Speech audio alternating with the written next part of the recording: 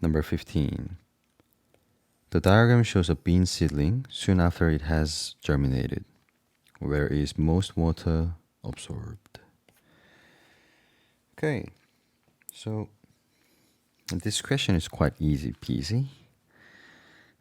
It's the root, of course, that absorbs the water, but more specifically, it's the root hair cells that absorbs the most water.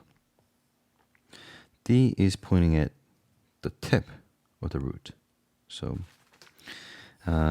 relatively, the root hair cells have more surface area than the tip of the roots. So, the answer should be C. Okay, this is the point, okay? More surface, oops,